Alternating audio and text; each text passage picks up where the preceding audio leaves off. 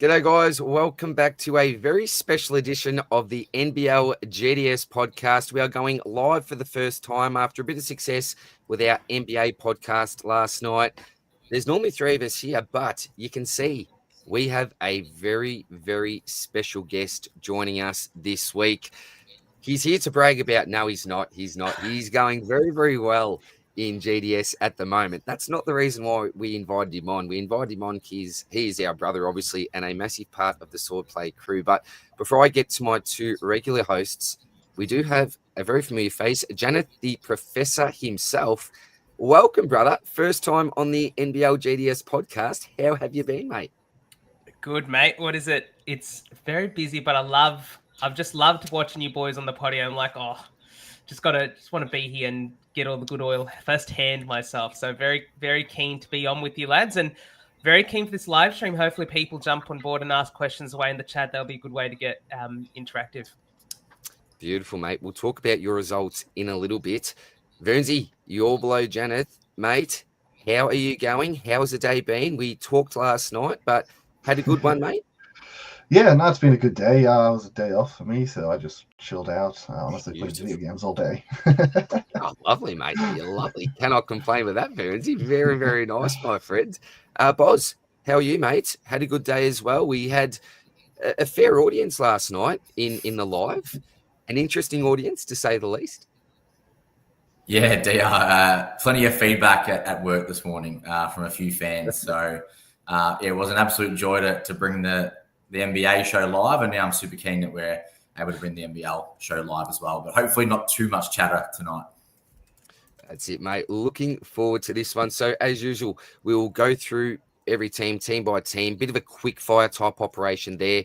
We'll take a quick look at our squads. We'll look at the schedule for the upcoming week because there are only 4 teams on the double big this week. Unlike some other weeks, we've had more teams with those double games, only 4 this week. So schedule's going to be super, super important. But look, we do have a special guest here. And currently on the screen, I've got the leaderboard, the seasonal leaderboard for the classic competition, number 5, the Dorcha Chamber. That's you, Janet. So give us a quick review about how your season's been. Now, I must admit, off the potty, Janet said, please, do not talk me up. We know he's a very humble man, right? He's extremely humble, but we genuinely want to know, mate, what's the season been like and what have you done to get yourself to a position like this and maybe even touch on the other comps that you're playing in as well? Yeah, well, look, I guess I'm in a very fortunate position. 5th overall in Classic and 5th overall in Contender, which is pretty surreal, I guess. First year playing NBL GDS. Was sort of fortunate to get some free packs for doing some work scouting people to join GDS football, which I ended up using in NBL. Got some good plays then, some very, very helpful community members as well over on the Discord. So, and then I guess having an all-star helps. I've got an all-star Cotton and an all-star PJC. So Okay. it is a very, very big advantage, which I don't take for granted. But yeah, and then like not playing Hickey this week, it's incredibly hard to watch sometimes. Like when you've got these guns that are like putting up those 90s and you just don't play them and you feel like the week's sort of all over. But other than that, can't really complain at all. So it's a long season. Like it's only round 8 of what I think is a 26 or something like that. And it's just going to keep going and going. It'll get more nervy as we go on. But the good thing about that, if you look at the difference in points in both the Contender and the Classic, you do have plenty of time to close that gap. It's not like you've got here and there's a month to go and you're sort of panicking. Do I make some pod type plays and try to catch up? You've got a long time, mate. And there's 2 blokes here, not including myself, I think that can help you very much on your journey as well. So congratulations, brother. Ripping start from you, mate. Vernsey, how did you go for the week? Any massive results in any of the comps you've been playing? Honestly, it was pretty just same across the lines. 22nd for starter, so just outside the 20, 24th for contender, so just outside of that. Got enough pieces to put together a classic team. Probably should have focused a little bit more on putting some good players in there, because obviously got the cup I want to qualify for, and yeah, kind of fell a little bit short there on 72. So I've put a lot more of my better picks in there. So my contender might struggle this week, but hopefully I can qualify for that cup. Very nice work. And as well, a big reminder to everyone about the GDS Cup. Janeth, top 54? Yes. 64. 64. So that's by the end of this week, correct?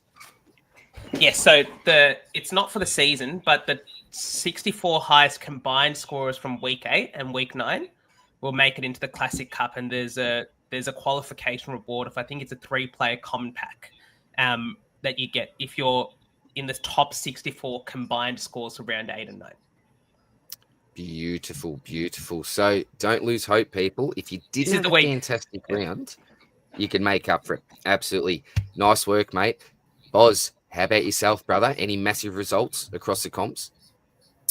No massive results. 24 in starter, 9-10 in contender, which was my best for the week, and the 38 in classic. I tried to go potty with Jesse Edwards, and that did not pay off. But what I found overall with this week, I don't think any big dog played terribly. I think every player, at least in one of their games, had a decent score. So it was kind of a story of did you luck in and maybe back in Harrison, for example, one more week, even though he disappointed us last week. He was only the second highest center with like a low 50 score. Like McGee was so much higher than everyone else, but that second center spot, I'm sure, would have dictated a lot of the results in the classic, the starter, and the contender comp. So look, I don't think I did bad, but it just was like one or two picks that just weren't as good as some other guys in those positions. I love that you pointed out going potty with that as well. I did a similar thing. I backed in like Menenga in one league and then Jesse Edwards in the other, and both let me down horribly. So, look, DR saying Janeth can learn from us, but I think that's a solid lie. Janeth, what are you doing right, mate? Tell me about it. Well, I guess it's a lot of off a lottery. Like, I didn't play Hickey in Classic this week and finished 14th. Like, it's pretty nuts in that way to think like Hickey's scores at 124 with the gold, and you're like, oh, it's going to ruin the week. But then at the same time, it's sort of where like having those all-stars really does provide like a base in a way. Like, even if they're pretty deep all-stars to keep that floor going. So I'm fortunate in that regard. But the thing that I've sort of come to learn this year is the double game week players against single game week players. And then we might talk a little bit more later on about like a JaVale McGee. I swear he performs better on singles than he does on doubles anyway. Like, maybe it's because he's fresh or something, but it's like if you can find the right single game week play to target, it's actually a really big pod in itself. Not just looking for that obscure double game week player. Absolutely. Not like the other format as well, where you pretty much need to go those double week plays because both games count. GDS, very, very different. So for anyone that is just joining the GDS NBL comp, on a double game week, only one score counts, and that'll obviously be the top score out of those two games. So you don't get both scores combined for the round, just in case you weren't aware of that one, anyone new to the game. Finish off with themselves. So for the round in started 25th, Classic was 50th. So I'm just there. I loaded up a little bit more on Classic this week. I'm not a huge Classic player, but given the fact that the Cup was on, I tried to focus more on that than the contender. And 33rd for the round in starter. And I'm currently 20th for the season in starter. So that was my goal. That's been my goal all season. Top 20 for starter. So right on track at the moment, but a lot of time to go up and a lot of time to go down. Now, we do have some people. We've got an absolute legend here, Gunners. Now, GDS Gunners is, I think lads will all agree, one of the most passionate GDS people out there, a massive advocate for the comp. So, Gunners, keen to have you in, mate. Thanks for joining us, buddy. And here is a very familiar face. Calls out the ladies' man, Blackledge, not having a great year, unfortunately. Doesn't have the good cards sometimes. Now, that's the issue sometimes, Causey. You do need, particularly when you get to the classic type comps and above, you need to have the good cards. But the great thing about playing your starter, your contender, is that you get free packs as prizes if you just go half decently. So I know for sometimes you can finish in the top 100, top 500 and still get a prize here and there. So keep your head up, Causa. Don't get down on yourself, mate. All right. I reckon, boys, we'll quickly take a look at the results for this week. So we've got the slide up here, new slide just for the week. Sorry, I need to get Causa up there because I've just put my screen up and I can't see it with his comment there. All right, here we go. So we had the Hawks 107 versus United 93. And I'll tell you what, talk about McGee. He was a man here. We'll talk about him in a little bit, but Edwards in some early foul trouble, and he just dominated this, man. That was an unbelievable game. Jackie's just lost to the Phoenix 102 to 103. And quickly on this one, Nathan Sobey was awarded the player of the game. How Hamilton didn't get it, I'm not quite sure, because he dominated this game for the Jackies, Bryce Hamilton. Then the Jackies 2-point loss to the Bullets, 81 to 83. 36ers 87 to the Wildcats 94. Wildcats, that was just a single week for them. The Breakers, Boz's boys 79 beat the 36ers 83. Taipans 90 lost to the Hawks 107. Phoenix 81. Do you call it the Derby? What's the name for this? Is it the Throwdown? The throwdown. Thank you, Boz. The throwdown. So United were successful in the throwdown. Bad luck to Verns' boys there. And the Kings were successful over Boz's boys, the Breakers, 79 to 72. So we will go into the teams now, guys, very, very quickly. So we'll get that one off. We'll get this one up. This new image system in StreamYard is so good, making life a lot easier for me. All right, let's go to the matches. And I've got the order here. We're going to actually start off with the Taipans. Oh, sorry. We'll go to, there we are, last week. We're going to start off with the Taipans here. And I'll tell you what impressed me with the Taipans when you look at the scores is that we had 3 players here go 40 plus, which is pretty rare for Cairns players. No surprise that Jack Mavey was top of the list here for the Taipans with 59. Andrew Andrews, 44. And we had Galloway with 41. So, Vernsey, does anything stand out to you here apart from just the usual Jack McVeigh? Is there anyone else from the Taipans that we're even going to consider, mate, or is it just the Jack McVeigh show? Look, the answer is no. We're not going to consider them. But talking about the game in general, like this was an absolute shootout. Cairns usually are low scoring because they just don't put the ball in the bucket, honestly. But this week it was a different game. They went bananas. You can see it with Kings 32 as well. 8 threes or so. He was going wild from the 3-point line. Cairns made this a close game. They made it an entertaining game, and they made it a shootout, which is something they haven't done all year. They haven't been able to put the ball in the bucket, and probably in most other matchups, they probably actually had the win here because they were just performing so well. But Hawks managed to get there over the line as well. They shot really well. Peterson went nuts in the last quarter, literally did nothing the entire match, and then just rocked up in the last quarter, hits like 4 clutch threes and just put Illawarra on his back to finish this off. So obviously Hickey stands out as an incredible player there too, but Peterson's final quarter was mental as well. So it was actually a very entertaining game to watch. But yes, McVeigh is really the only one we consider. Warningberg I know is close to getting back, so that will be another player we start considering once he's back. Yeah. Love it. Janeth, Boz, anything else you want to add to the Taipans before we talk about the Hawks? There's a couple of very relevant players here. Oh, I just want to kind of apologise to Andrew. So I think I've been calling him Andrew Adams the last 3 podcasts, and a lot of the Discord boys have made that known. And all I can say is, I apologise to his family for pronouncing his name.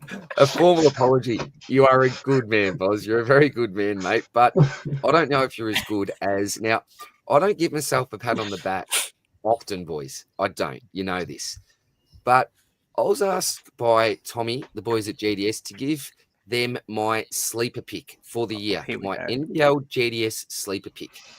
And it was the man that I call the junkyard dog. I am right with this bloke. True story. On the way home last night from school, called up SEN. They were talking about the rocks and the pox. This man, Will Hickey, was my rocks for the week. And I ended up getting a free power pack, a Signet power bank. So Daisy gave me the prize there. So my man Will has just done wonderful things for me this week. I played him in the first two comps, so starter and contender. Didn't have him in the classic though. So that 50th round ranking for the classic could have gone bang if I ended up playing my platinum Hickey there. But unfortunately I didn't. But boys, it was the Hickey show here. And in the other game, which we'll talk about, when the Hawks took on the United team, it was really the McGee show because Edwards was in some early foul trouble there. And the play for a while was just give it to him. I think it was like Krislovic that had to try to guard him for a while there. And he just had no hope. It was absolutely ridiculous. But Boz, take us away, mate. What do you got to tell us about the Illawarra Hawks? I think the big story with Illawarra is the guard rotation's now a bit congested. So QJ Peterson's actually really good. I know Vern's touched on him kind of popping off in this Cairns game, but he had 2 consistent games. He actually played quite well against United as well, if I do remember correctly. Now, he's someone that was kind of touted as this kind of Chinese basketball league gun. He was similar to what Cotton does in the NBL, but in the Chinese league, and that holds well. The CBA is a really good league, so there's no surprise that he's come over here and he's playing meaningful minutes for the team. So what that kind of shows me is, someone like a Tyler Harvey who relies purely on points, actually scoring to get his GDS points. He's probably not an option anymore. I mean, he will have games where he's hot and he hits shots, but I just don't think consistently he's going to be someone we can look at. Will Hickey, because he can get steals, blocks, and high assist numbers, he's someone you can always play and be confident in. QJ Peterson, I think he'd be a very low-owned card. I don't think many people would have his card. I don't even know if his card's in the game, to be honest. But, look, I don't know if I could trust him consistently. But as you saw there, he's put up, 2 or definitely a 50-point GDS game here, and I think in the mid to high 40s in that second game. So for me, with Illawarra, it's McGee and Hickey. I don't know if we can trust Tyler Harvey anymore. That's just a hunch I have. If, though, will Hickey or QJ get suspended or injured and they miss time and Hickey's back to that solo guard, then you can obviously consider Harvey again, I should say. Yeah, I just want to add to that as well. Like, just very quickly on Hickey, he racks up so many points with the defensive stats as well, like the blocks and the steals. Like, he was guarding McVeigh one-on-one basically the entire. I'm not sure about the first half, but the second half, he was handing him. Like, he was causing turnovers. And then in transition, he's the one taking it up and making the right play. Like, you saw with those assist numbers, I think, did he have 12 assists or something like that, right? Like, it's just a ridiculous number of points that he's so easily able to rack up that I think after Cotton, we basically almost have a set and forget shooting guard split, unless you want to go for like a Hamilton or a Sobey type on a double game week, perhaps. Yeah, good point. Those multiple scoring avenues. That's what we love with our fantasy type plays, and it blokes that can score in a variety of ways. And he is absolutely the definition about that. And what I was just going to touch on, it's funny because we were talking Tyler Harvey up massively just a few weeks ago, weren't we? And you touched on it, Boz. It's all about role, isn't it? The card's value in this game can certainly go up and down, like the stock market, depending on what's going on with particular teams. So really like the call there, mate. Very, very well done. All right, we've got United here, and there's a man up the top, Milton Doyle, like gun of a player. I'm a big Milton Doyle fan, but I'm not a big GDS Milton Doyle fan. But he said, bugger you, DR, with 68 GDS points in this game. He had Walker with a 50. Edwards only the 38. As I said, had a couple of fouls really early on this game, and that certainly affected his minutes. In the other game, Walker 64. So this bloke looks like a serious GDS type pick. Verns, you a fan of young Walker? Yeah, I think he definitely splashed onto the scene a few weeks back when he had like 8 steals and scored almost 100 points himself that week. So he's definitely been noticeable for a while. I think it's more surprising to see Milton be up there. 11 assists is obviously a wild amount of assists, but we sort of know that from Doyle. He will show up and get you 5 one week, but he can get you 70 the other week. It's such a yo-yo risky card. Roller coaster. Yeah. And I think we've talked about it previously with United where it's hard to really have faith in any of them because they're such a well-balanced team. Walker this week, obviously incredible, but I'm pretty sure last week or maybe even the week before they had a double and he only got back-to-back sort of 30s, which just doesn't quite cut it.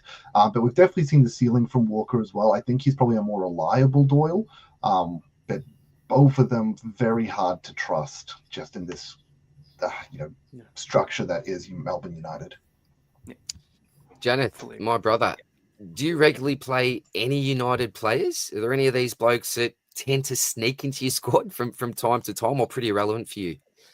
I guess it's really interesting you brought that point up, Lindsay, about United, because for a couple of weeks now, like Edwards was in my starter last week, but I don't really consider any of them for the fact that they're that well oiled that one, they'll split most of the points, and two, the game's probably over by 3/4 time for any of them to be relevant in the fourth anyway. And then, so it's almost a little bit like for each of the positions, I sort of have like a core group of 4 or 5 that I'm picking between most weeks.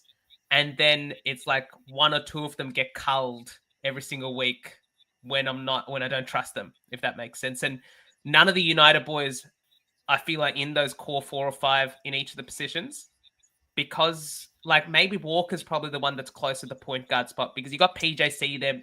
Davis is now really becoming quite consistent as well. Like he's come back to that 36ers form sort of thing. So it's probably he's in there and about, but the others, you can't really trust them on a week-to-week basis.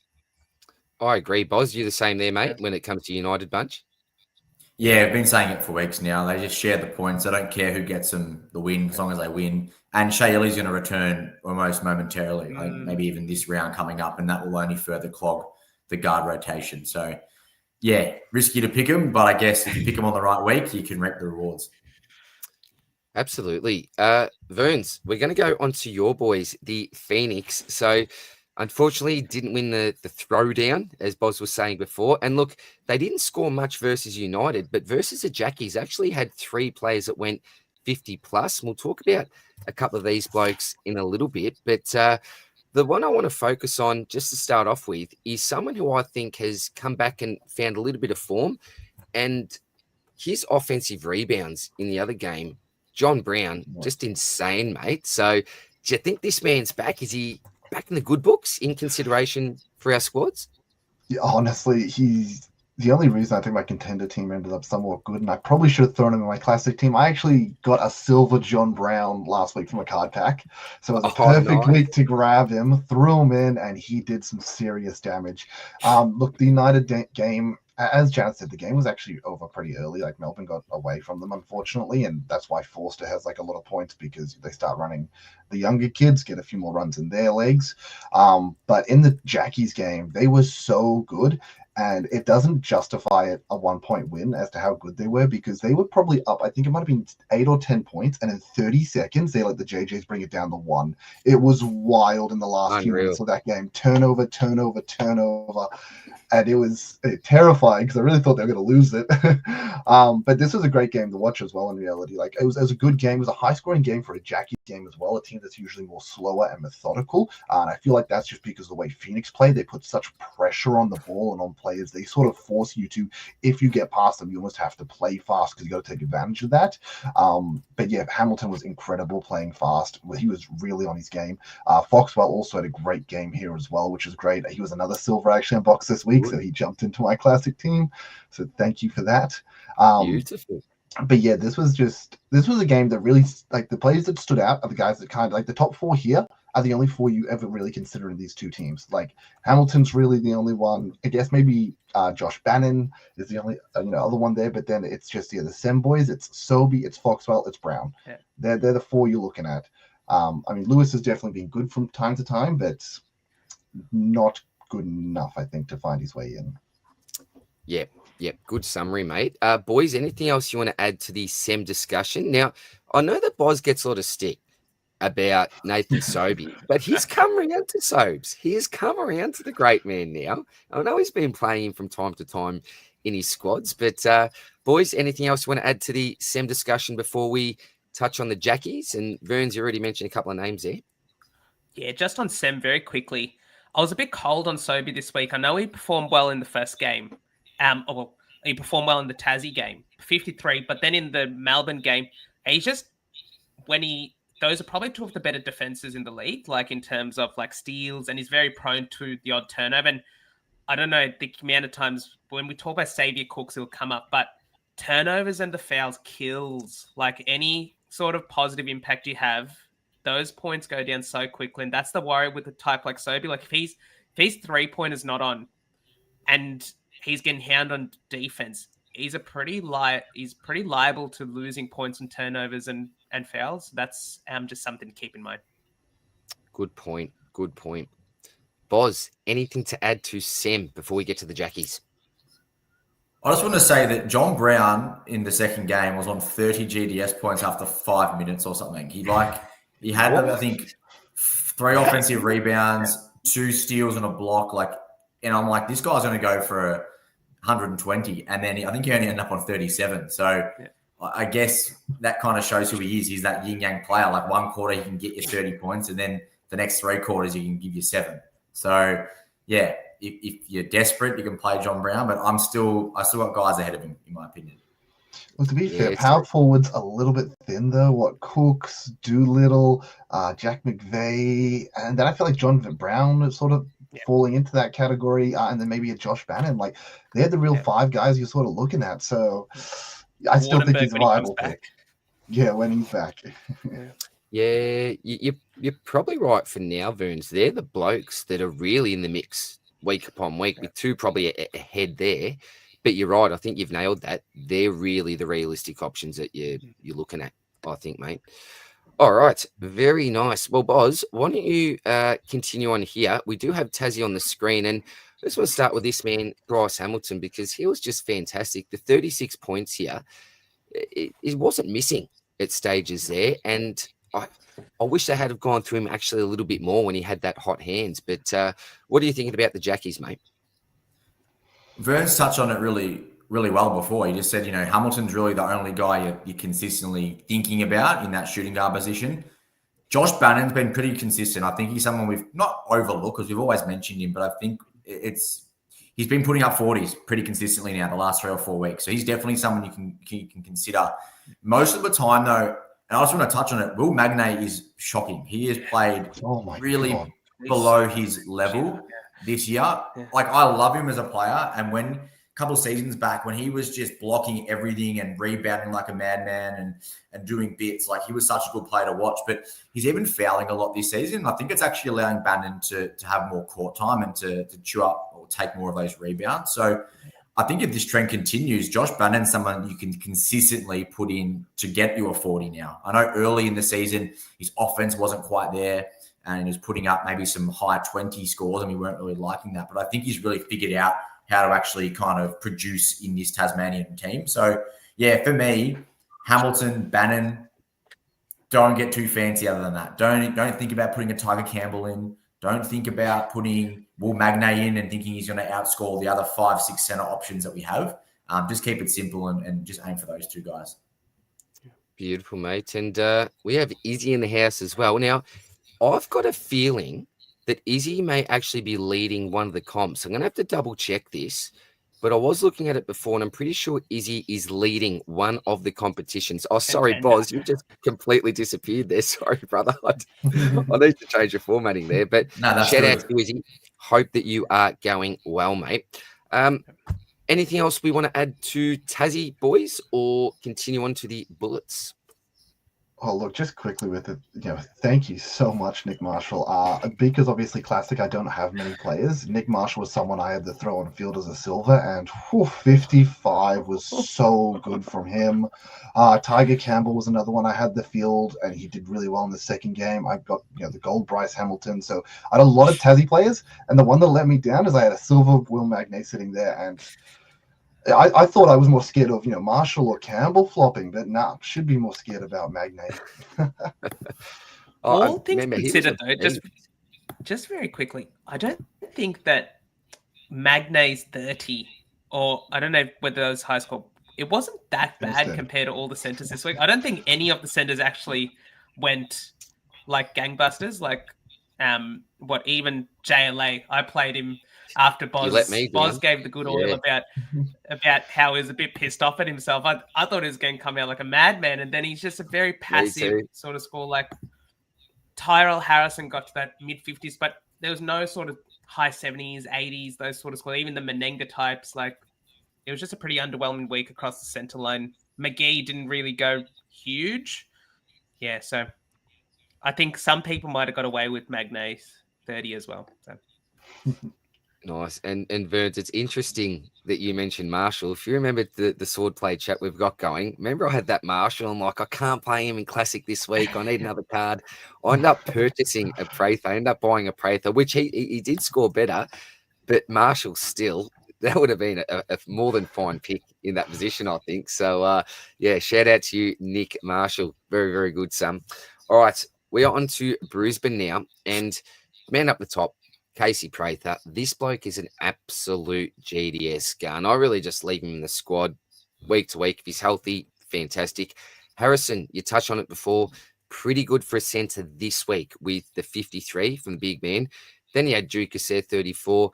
Jalen Adams with a 30. So, again, a man that can have a good game from time to time, but someone that's just not really reliable. Verns, what are you thinking about the Bullets? I mean, we can see it on the screen. It's Prather and Harrison. They're the two that, to be honest, you almost load them every single week. They are the Brisbane team. I mean, Prather 100%, just because we know the small forward line isn't the strongest line.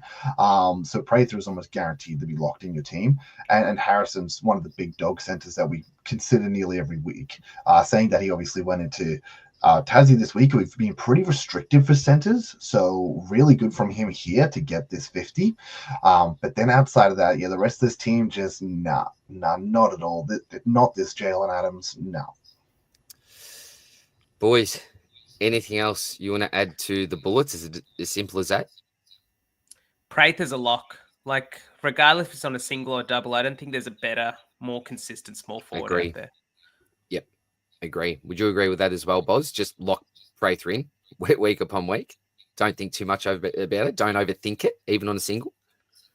Absolutely not. You can't overthink it. I'm sure there'll be weeks where a Winlar, Cheatham maybe outscore him. And, the week that you do choose to go against Prather will be the week you benefit. But I don't think many people will be doing that. So I guess if you're really chasing tail and trying to get your ranking up, I wouldn't recommend it, but that's probably something you could think about, actually leaving a Prather off on a single when you think he might perform poorly, because I'm sure there will be a bad game coming. I know he does a lot, but he is 35, he's old. He's gotten on.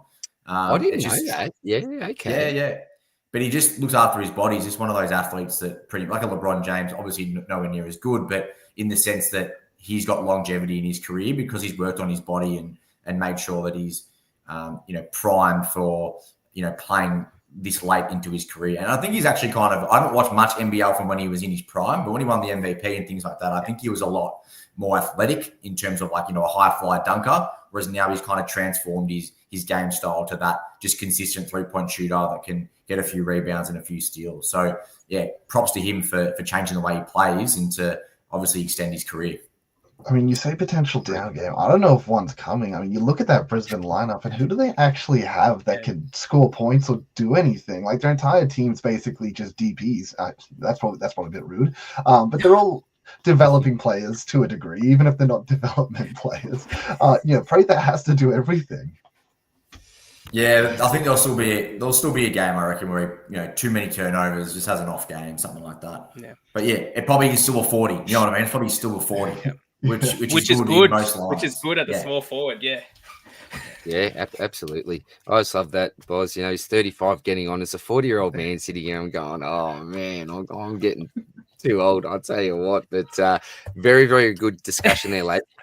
All right, on to the Kings. Now, I think, Janet, did you touch on this before, talking about Xavier Cooks? Fantastic game from him. What could have been? Yeah, what could have been? So we see the 56 GDS points. We'll quickly go through his stats just to highlight a few things. So 21 points scored, 6 offensive rebounds.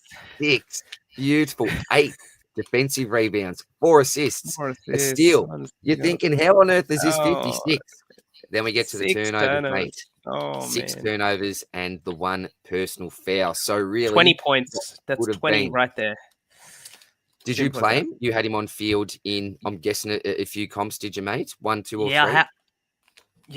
I went 2 of 3 of Doolittle, McVeigh, and Cooks across the comps. And so Cooks was in on a couple, and we're like, bloody hell, man, like it's always something with him. Like he's either missing free throws or he's not grabbing rebounds or he's turned the ball over. Like the turnover he had a couple of weeks ago that led straight to the game winner. Like, I don't know how the coach puts up with it. Like there was a play near the end of the game where I forgot who he turned it over. I think he might have been to Brockington or something. And he's tried to lace out Davis from the wing and he's thrown it straight to the New Zealand player, leading to a fast break.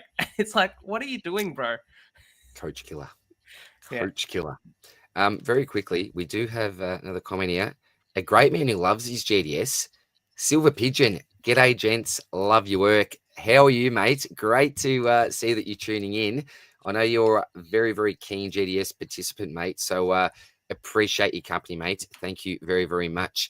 KD, the other one here, 43.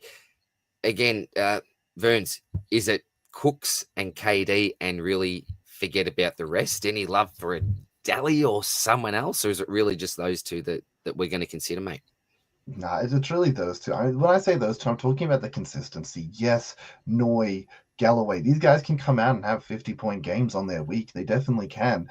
But they're going to do it once every third, fourth, fifth game. There's no point in rolling the dice with that sort of thing. So when it comes to consistent scorers, it's KD, it's Cooks. It's that simple. And even then, Cooks can still throw out a 10. So Yep, absolutely, mate. Boz, anything that you'd like to add to the Kings discussion?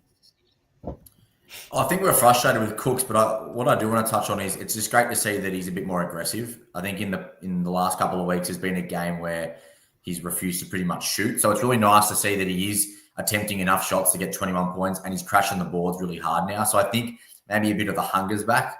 Not that that's going to translate directly to points, but from the eye and watching that game, it looked like he was having a lot of fun out there.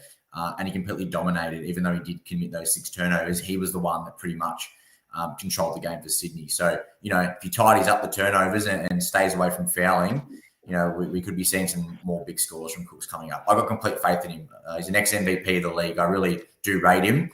Ideally, we would have had maybe KD or Dally not play for Sydney this year, and that would have made him even juicier because he's a big assist guy. But I think they've realised that if they want to win games, Cooks and KD are the two that they have to run the offense through. Unfortunately, Dally, I think the time's passed. You're just going to be that veteran kind of point guard that just does his little bits and not try to control the team fully, because I do think that KD and Cooks with the ball in their hand, they're going to see more success with that. Nice. And I remember we did have a couple of questions earlier on in the season about, do we keep the faith with Cooks? And you're a big advocate, Boz. I remember at the time you said keep the faith. As you mentioned, former MVP, the man has talent, and I think that's really come to fruition basically the week after that wonderful person asked that question. So good call there, mate. All right, let's talk about your boys then, mate. A nice segue into the New Zealand Breakers. So PJC 46 in this game, but then follow that up with a 70 in game 2, and we'll talk about Bryce Cotton in a minute as well. 20 points more than Cotton, so a very, very nice performance there. Menenga in both games mid, and that's been the case for a lot of the centers this week, a couple of 30-odd type scores. But Brockington, he's starting to show a little bit more, I suppose. But is it still just the PJC, maybe Menenga type show, or any love for Brockington or anyone else, Boz? No, I think you summed it up really well there, DR. PJC's, clearly number one. He just puts the team on his back each and every week, and they've just been so unlucky in New Zealand. They've at least 5 games this season they should have won. Simple as that. They should actually have a positive record, in my opinion. To be honest, I don't actually think they deserve to, because they haven't played well enough for a full 4 quarters. But they've put themselves in the lead in most of the last quarters. Like both these games on the weekend, they were ahead for the majority of the game. Then they just couldn't ice the game down towards the end with their poor offense. But Brockington's really lifted. Again, he's still that 4th, 5th, even 6th guy in the pecking order in the shooting guard position, so you're not even thinking about him. Menenga as you can tell, he's going to have those big weeks, and you're going to wish you had him, but then he's going to have these poor weeks where you're glad that you didn't play him. And I'm sure Burns can attest to that this week by, putting him into his team. So I think it's just PJC for me. He's the only one I can trust on this team. It's pretty sad at the moment for the Breakers. And they've got 4 away games coming up. So, they could be in some trouble. I think they are in trouble, to be honest. Yeah, unlucky. You see that in the AFL sometimes, is those teams that just get over the line, like a Collingwood traditionally in those close games, and other teams that just can't seem to get the job done. So a little bit unfortunate there, Boz, but at least they're putting themselves in a position to get involved with a win or two, mate. Janeth, PJC, a pretty regular lock in your team most weeks, brother? Yeah, 100%. He's my first pick point guard every week. Like, matchup proof. He's the only, like you're mentioning, Boz, the only one that you really trust with the ball there. I really like Lopez, actually. Like, he's as a next gen player. Like, it's tough, but you can't really invest too much into it. But if he's hanging around for a couple of years, I could see him becoming a really, really good player in the league. Like, but he's going to do it in the NBA, so he'll enjoy that. I was going to say he ain't hanging around. He's a lottery pick next year for sure. He's a top 15 pick. Right. I wish he did, though. So a couple of weeks out, maybe on the auction market or on the trade block on the old sell. Get rid of him because won't be back for a while, it seems. Burns, anything you want to add to the Breakers before we get to the 36ers, mate? No, I think you summed it up well. Beautiful. Short and sweet. Well, let's get to the 36ers. We do see this man, Bryce Cotton, again, right up there near the top with 50 points. But as I mentioned, PJC put 20 on him this week. So very, very nice work from him. But super consistent is Bryce Cotton. Janeth, you have a very, very nice Bryce Cotton card. And you said that is a very, very small part of the reason for some of your success. We've got Zylan Cheatham there with a 44, a big part, you say. I'll give you some bit more credit, mate. Cheatham with a 44, and he's started to be really consistent as well. Boz, you've said it all season. What you want to see from this man is some more points scored, some actual points scored in the bucket. And look, didn't go absolutely bananas here, 13 points, but is he someone that you're still pretty confident with most weeks? Yes, and I do pause when I say that because I did watch the Perth game and he was not aggressive at all. He fell into a few points, but it wasn't someone that was looking to score. I think he was more than happy to let Bryce, to let DJ, to let even Isaac White, who had a really good game in this one, kind of do a lot of the point scoring. And look, he scored 4 points in this game here. So there is still that risk that Cheatham will have these, similar to Xavier Cooks, these games where he's just happy to rebound. He's happy to help out defensively. He's setting heaps of offensive screens to run the offense, but he's not the one finishing. And when he does put up these low scores in the points department, that traditionally generates a really low GDS score. So, yeah, I think with Windler coming back for Perth, I think I'm a bit more confident on Dylan Windler now rest of season. So your Prather and Windler combo. Cheatham on a double game week. I'd be confident that in at least one of the games he can get to that 10 to 15 point mark, which then elevates the GDS score, because I think he's always consistent with his rebounding and he falls into a steal or a block most games. But now that Windler's back and fully healthy, I think I'm leaning more towards Windler as maybe my second option, just with the way that kind of Cheatham can have these low point scoring games still. I think that's a really good, quick discussion point we should have. So if we look at Prather, Windler, Cheatham, we've already talked about Prather. Just lock the man in. Would you blokes agree that maybe the way to look at, and look, we need to look at obviously matchups, which teams these guys are playing, but do we simply go the double game player, Windler versus Cheatham? Whoever's got the double, they take the cake. Is it as simple as that or not? Do we need to look further into it? I don't think it's as simple as that. Yeah. Oh, you go, Jared. No, you go. You I was just about to say, like, if Windler's playing Cairns and then Cheatham's coming up against Tassie and Melbourne, I'm probably going to go Windler in that case. Like, yes, you have the security blanket, then, like, yeah, but equally, Windler got injured. He did his ankle in the first game of the double. So having a double didn't actually provide any security blanket for him from an injury standpoint. It just provided a security blanket from a form standpoint, right? And so I'd prefer to go the matchup as opposed to the double game week if both the double game week teams that he's going up against are challenging, if that makes sense. So you're going for that one. If there's an ideal matchup, like in the AFL or Richmond, North Melbourne type situation, that's probably then you're really going to target that single over the double with the more difficult fixture. Yeah, that's smart, mate. I like it. Vernsey, what's your take on that, mate? Yeah, look, I guess let's say hypothetically, United's on a double, and in the double they're playing against Adelaide and Perth, who are both on single games. So like both of them have United that week. They got the exact same opponent. They've both only got one game. Who you picking, Winler or Cheatham? I think I'd pick Winler personally. I think obviously Winler had that 13 early in the season, and we all sort of went, oh, maybe not.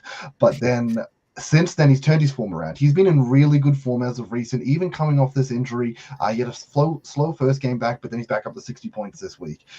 He's just he's not a more key piece than Cheatham. I think they're both key pieces, but he's more important when it comes to the stat sheet sort of stuff. He's more important for putting the ball in the bucket, and he's going to be more aggressive to get those stats. Yeah, like it. Boz, your thoughts, mate? Yeah, that's really well summed up. I think he just has more of the offensive potential. So not only do they both rebound really well for their position, but Winler's probably more consistently going to be scoring more points. And then that obviously would generate those higher GDS scores. And yeah, it was really nice to see Winler have a really good shooting game because he didn't have his legs. He didn't have that strength when I went and watched Perth against Sam the other week because that was his first game back from injury. So good to see that it was just a one-off. Very, very nice. And I suppose the last question I've got here on the Wildcats is, do we need to have any concerns about JLA, or has he just been off the last couple of games? Do we still have faith in him to chuck him on field, or are there any red flags here? Does anyone know the reason behind the lower type score in this game? Because with Janeth, I was the same as you, Janeth. My thinking here was poor game. Things didn't go quite well. He's going to come out and absolutely smash this. I was going for that whole mental side of things. But do any of you blokes have any concerns or red flags for the pick, or do we just not worry too much about it and continue to play him? I wouldn't personally worry. I was just going to say I'm not really worried. What I'll say is when he played for United a couple of years back when I first started playing NBL Supercoach, just seemed to happen that the times I owned him, he just played super poorly. And the times I didn't own him was when he went big. So I think he actually does have a little bit of a yin-yang about him. He's a lot more consistent than, let's say, a Cheatham who will yin-yang quite more than I think JLA will. But I just think from watching this game in particular, I think Perth have figured out that Doolittle, like I've been saying it for weeks, get this man the ball, let him be aggressive. He needs to do more. And when he does do more and he scores and he creates, and he's probably their best player. He's the most important piece, in my opinion. I know JLA is such an offensive weapon, but I think Doolittle, just as that leader on the court, he's the man that needs to have the ball. And they've realized that. And by doing that, it's just taken a little bit away from JLA. And also, he hasn't been playing as many minutes. His minutes are down a bit. I don't know if that's a coach thing and John really is just not really happy with what he's seeing. But I think someone put it really nicely on Twitter. They said that he's that skinny center. So any kind of big center like a Humphreys or a Harrison or a McGee, they're going to bully him. They're going to push him out the way so easily that they're pretty much not going to want to run him out there. But yeah, I wouldn't panic. But I do think that Perth have realised that, Doolittle is probably their main focal point to run the offense through. And I think that's taking away from a few more touches in the paint for JLA. I think he's relying more on just kind of getting those offensive rebound, put back kind of shots or fast break kind of opportunities. I was going to mention matchup this week as well, just because I've talked about it previously with Humphrey, where it's like Humphrey sometimes has really low rebound stats, but he's getting really low rebounds because he's boxing out the other center. He keeps them out of the rebound contest, and then Cheatham goes in and gets the rebounds. And that's what we see here. Humphreys and JLA both low rebound numbers. And I can guarantee you it's because JLA couldn't get to the key, and Humphrey was happy to just take that one-on-one, me and you out of the contest, Cheatham wins. Don't worry. So that's why I'd say it was low here. And we've seen it historically with JLA as well. He's had games where he gets like 3 rebound games, and rebounds are huge in GDS, huge. He's just managed to compensate those weeks with massive scoring, where this week he didn't have massive scoring to back up a semi-low rebound game. So that was sort of the worst case scenario. But I'd still feel confident in him most weeks to be able to get his. Nice. Janet, my brother, anything else you want to add to the JLA discussion before we look at the fixture for this week? Yeah, look, I think on JLA as well, Burns, you touched on it perfectly. It's the rebounds for me. Like, there's no one really taking rebounds away from him, but like 6 rebounds not going to cut it. He wasn't in foul trouble necessarily. He just couldn't get any steals. No, he got a couple of blocks, which got him to the 26 in the end of the day. But there's a lot that's left out there from Jalen. That's why McGee feels like whether he's on a single or double, he's like a lock. And then it's a matter of who has the next best matchup, I feel, across the lines. And yeah, if it's Harrison this week, I feel it's with him being on a double, it almost feels super safe to go Harrison and McGee in the centers, and then just based off variance. And you've got the matchups here, DR, so that's perfect. We will take a look at the matchups. Just before we do, we've got Izzy on board here. Windle on a single versus Cheatham on a double will be an interesting decision this week. Absolutely, mate. It was a discussion that needed to be had there, mate. But with your ranking, we're sure you'll make the right one, brother. All right, now, fixture. Extremely important this week, guys, because as you can see, there are 6 red singles. So we've got Sam, Perth, the Jackies, United, Hawks, and the Kings all on single game weeks. That means we've got Adelaide, Brisbane, New Zealand, and Cairns on the double. Now, I think the good thing about this is if you look at a team like the Bullets on the double, we've got your Prathers, we've got your Harrisons, obviously 36ers, people like your Cheatham and your Cotton. So we've got some really relevant players here. Obviously, New Zealand, Janet's first man picked each and every week. We've got PJC. And if you've got Jack McVeigh from the Taipans, I think that might be an easy type selection this week. So the good thing is we do have some relevant players, so some easy decisions. But Boz, I'll start with you, mate. Is there anything that's really standing out to you this week when you're taking a look at the Week 9 fixture? Some standouts, I guess. The Breakers are playing okay at the moment. They are on a double, but again, we're only locking in PJC. Both games are away, but I don't think their opponents are too tough. I know David Duke Jr. did a pretty good job guarding Bryce Cotton. They got him the win, but I think Cotton still individually performed quite well. So I wouldn't be scared off playing PJC, even though he's an absolute lock. I think we can look at Sem and say, okay, they're on the single, but they have Cairns, who have been playing terrible. So someone like a Sobey, maybe a John Brown can keep up his performance. Do we think that John Brown locks Jack McVeigh's ass up? Like, he's just one of these guys that, like, just gets so motivated. Like, that first 5 minutes of the throwdown, I was watching it, and John Brown, he was a man possessed, like, on the defensive end. He was running into he was playing on Jesse Edwards. He was playing as, like, a tallish. Even though Geordie Hunter was the starting centre, they actually were doing opposite roles on defense. And, geez, John Brown just wanted it, and he was so hungry. So, yeah, potentially that's a bit of a buyer beware with Jack McVeigh. However, he does have an easier opponent in the Taipans. But, again, Taipans at home, away to the 36ers. Does that game get out of hand really quickly and then McVeigh doesn't play? I don't know. I think you still have to lock in McVeigh because he does have the double. But just something to be aware of, maybe some of these matchups, individual-wise in terms of his matchup with John Brown, but also, I guess, team-wise with the potential of both those games to be blowouts, could actually limit the amount of minutes McVeigh does play. Like your thinking, mate. Vernsey, anything you want to add to the schedule discussion? Oh, I actually feel like it's getting harder with the schedule. I feel like early in the season, there was some very clear bottom 4 teams. There was just some bad teams. Illawarra were bad, Breakers were bad, Bullets were bad, Taipans were bad. You just sit there and be like, yep, who's got the good matchup? Even Wildcats were pretty bad, early on. And now a lot of the teams have gotten it together. Hawks look better with Hickey there. Wildcats look better as well. Taipan's still not great, but Bullets are definitely getting it together, and so are Breakers as well. So I feel like it's a lot harder to look at the matchups and just go, yep, easy matchup. I do love the Bullets versus Breaker matchup because I think that's going to be a real, like, good matchup where I don't think there's anyone like hugely defensively restrictive, so there's going to be a lot of points to go around for these big dogs, I think, in this match. So that'll be an entertaining watch, I think. Very nice, buddy.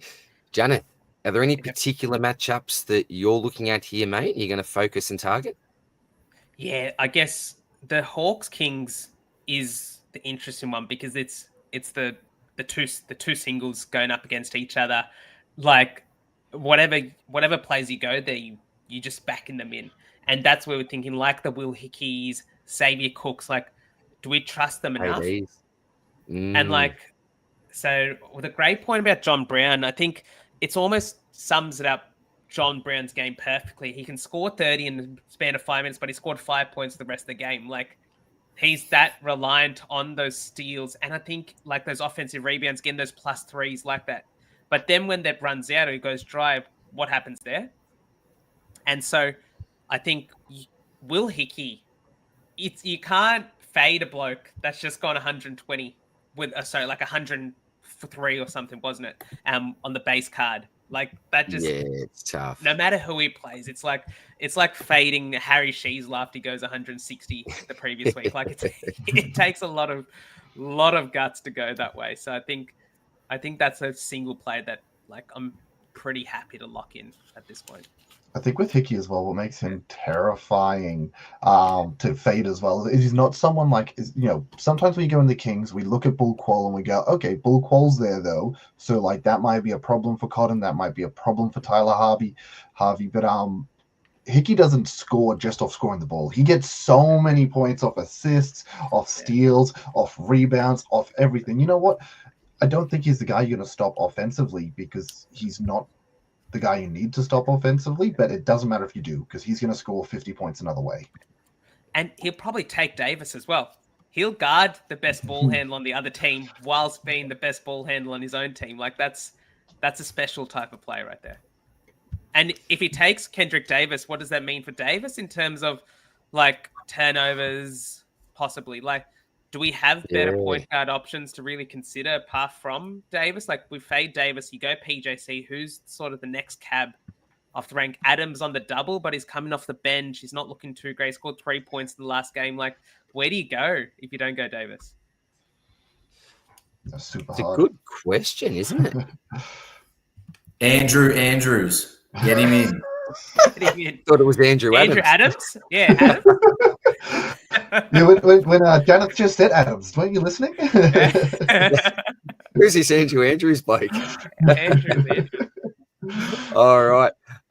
Very nice, boys. Now, did you want to take a quick look at our squads? Did you want to share that? Did you want to... Has anyone got any packs to open? We do have prize packs. Yeah, nice. No, I've got, I think, 2 just one-player commons for this week. Boz, Ferns, you got any packs, boys? I only have one player common. Yeah, so did I. I didn't score very well, so I just ripped it. It was a Jesse Edwards Silver, I believe I got. Not bad. Not I bad. got one too. Yeah. I got a Silver Doolittle actually, so I was pretty hyped. Oh, that's nice, Ferns. Yeah, that's a handy card, mate. Yeah, well, you guys open your packs. Let's do it. All right. Yeah, I've got a couple. Now, as I said, Janet's the man with the real packs here. I've got, what is this, 2? Yeah. All right. Sorry, I'll just get my screen up. All right. So I've just got a couple of one-player commons here. So we're not talking anything fantastic, but hey, a nice gold gold JaVale McGee. Gold JaVale McGee. He's the hardest card to come by at this point. I am not that girl. I just want a silver, mate. A silver. If there was something in between a bronze and a silver, I'd take that. But man, and even like no one wants to trade it. Any sort of fair trade anyway. They want the world for him. Too expensive to buy. So this is a time. All right. Come on. Just a nice silver or gold McGee we want here. Who'll be got? We have. Oh, Mr. Murray. Look, is it Tom? I'm going to guess Tom Murray. Tate Murray. Oh, Tate. I was close, Burns. All right, mate. You're going to have to apologise to his family, mate. I'll formally apologise like Boz to Murray's family there. All right, here we go. No fantastic animations, but we just need a Bairstow. I've always wanted a Sean Bairstow, but I'm lying. No, that's look, not much luck there. But hey, all free prize packs, and guys, you get these. I got those packs just for playing this week, just for getting, and it wasn't a great finish as we went through the intro. It was just a standard type operation for me, and yeah, still managed to get a couple of prize packs, which was nice. All right, Janeth, on to you, mate. Let's see. Come on, you've got to have some luck here. Nah, no special animations in that one. I don't know. My prize pack luck's been pretty bad, actually. It's not. I mean, 2 goals. Could be good. Oh, Tim Suarez. Oh, geez. This is what I mean. Just quickly, that Suarez card, it's an interesting one, isn't it? Because you see scores from time to time, and you're like, wow, this bloke's gone off. But it's just that consistency. You don't see it. You can't trust him. Enough, do you? You can't trust him. But if you're someone that doesn't have a great collection and you get a card like that, absolutely playable. That's a good card to play. Oh, Guerra. He's been getting more time. Russell Nance and JLA. Oh, there we go. There's a JLA. He called it. He did call it there. Look at the wild. This is the Perth Wildcats pack. That's it, isn't it? You know what? That's nice. I would be wrapped with that card. I think that's a fantastic card to get, mate. I love my silver. I play my silver each and every week in Classic. So that is magnificent, mate. Very, very impressive. All right. So we've got Izzy here. Guys, I kid you not. Just open my... No. This is a man, I'm sure that Izzy... He's third in starter, first in contender. Just check before. Are you kidding me? Yeah. So Izzy, you're right. The rich get richer, don't they? Sorry, where am I? Dashboard. I just want to give Izzy a bit of love here because I know he's been with us the whole way. Don't worry about the starter don't worry about those sort of compliments. I changed the season. Izzy, right? And a great member of the channel is Izzy too. So well done there, mate. All right, so we've got so that's for the round. I want season. He's probably hang on. What is he for starter? He's probably he's third for starter too. Come on, Izzy. Come on, Izzy. Killing it. First in contender.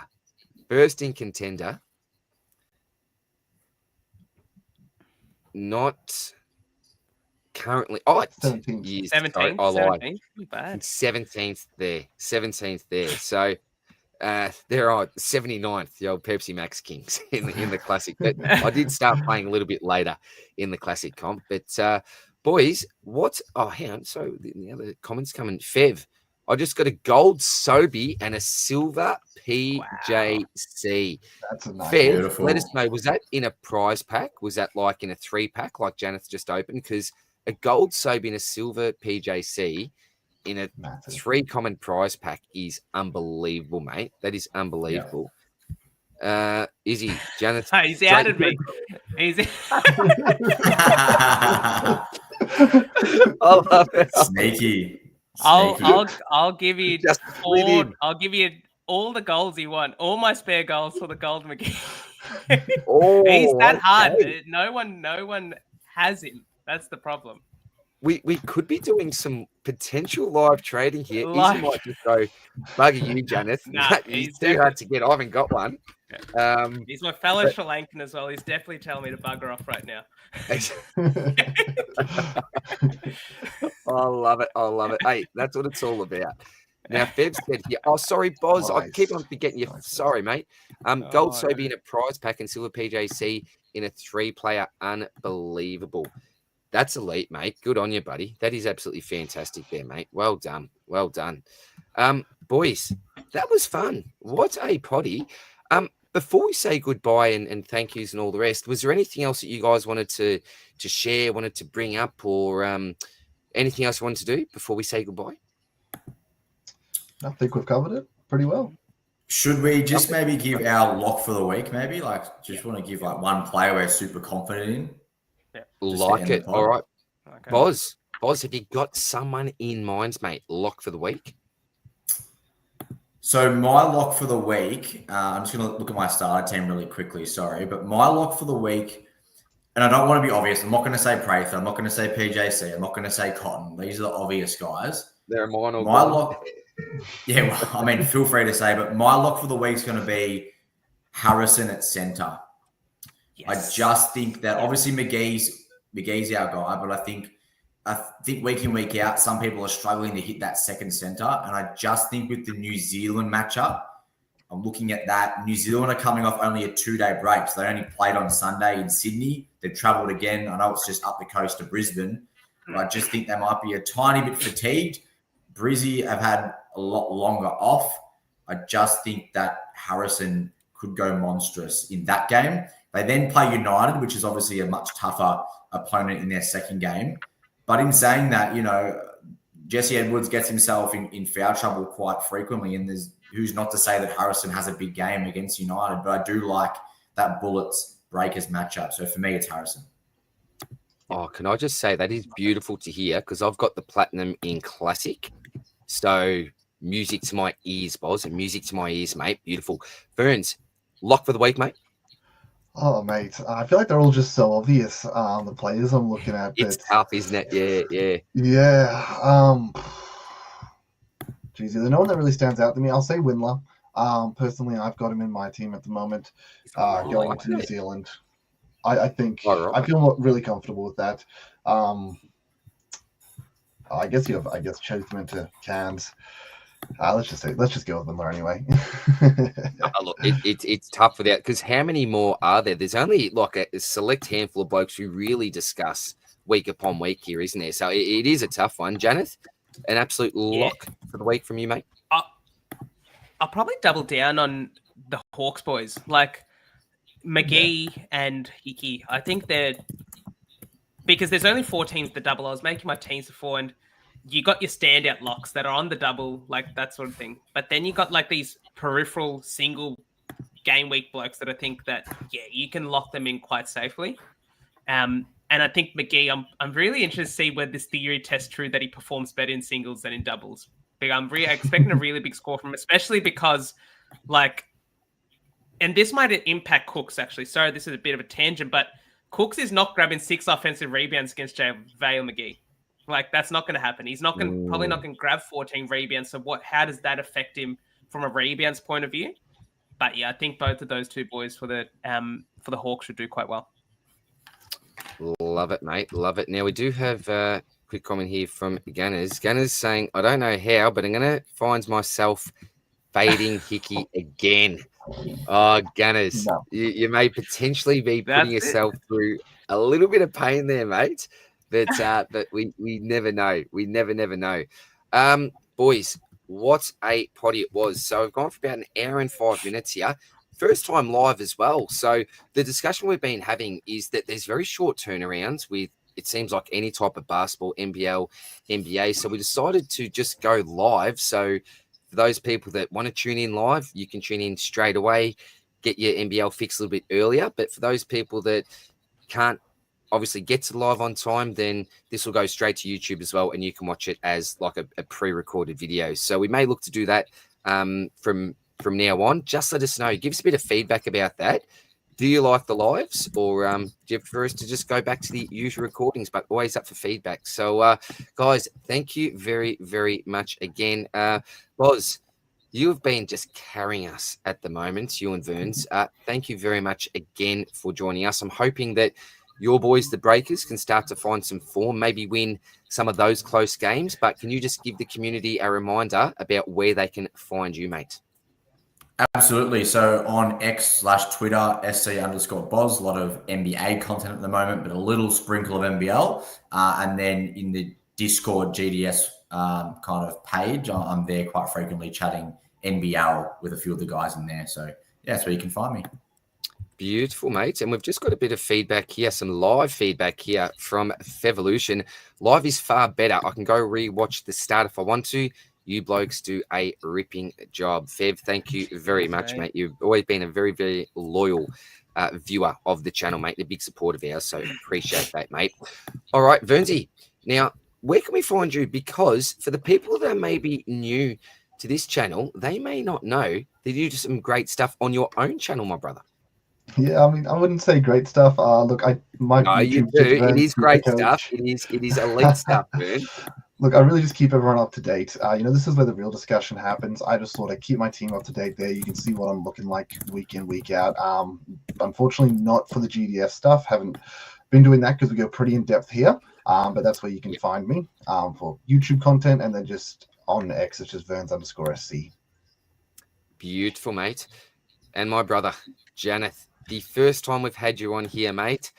Absolutely killing all the competitions, mate. I've really missed speaking with you week upon week, mate. It just has not been the same. But we've got these two boys down below here, and they have been absolutely elite. How good is it welcoming these two lads to the Brotherhood, the official Swordplay Brotherhood? I've said it a couple of weeks ago as well. These two boys, they're missing a bit of drip. So I reckon we need to hook them up with a bit of Swordplay merch. Don't you reckon, DR? Hey, it should be there, boys. We talked about this. I stuffed up, Janet. You won't be surprised with me, right? I stuffed up. They should be. Well, this is a different discussion off the live we'll have. But we've already planned this, Janet. So there is some nice stuff coming towards the boys there because they need to represent. I think they need to represent. They need it. They deserve it. What a duo they are, these two. Good. When it comes to the basketball knowledge, both NBL and NBA, you can't get better, Janet. You can't get better. But, mate, it was great to have you with us this week. Can we expect to have you at least once or twice again during the season? Can you give us that pleasure? Yeah, 100%. Once, just for the context, I'm in the middle of med exams. First year almost done. So finish next week, and then hopefully we'll be good to go with the potty after that. So sorry for the play around a little bit, but you guys have been carrying so hard. You don't need me here, but it's been a pleasure being on. Mate, great to have you on. And let me tell you, the boys don't need me here either. They could just run this to two of them, and they'd probably do it in half an hour because I just keep them off the one. Yeah, that's right. Exactly right, mate. And guys, please keep in mind, if you are just starting up your NBL GDS journey, enter the code word UNITED, UNITED, and that will get you $20 worth of free packs. You'll be able to open up some of the packs that Janeth did tonight, and hopefully you can have some even better luck than him. So, boys, that is it. Massive week. Much love to anyone that did tune in, and for those that will watch a little bit later on, but can't thank you enough for the support that we have been getting. That is it for now, guys. End of the live. We'll see you in the next week. Cheers, brothers. Catch up. Bye.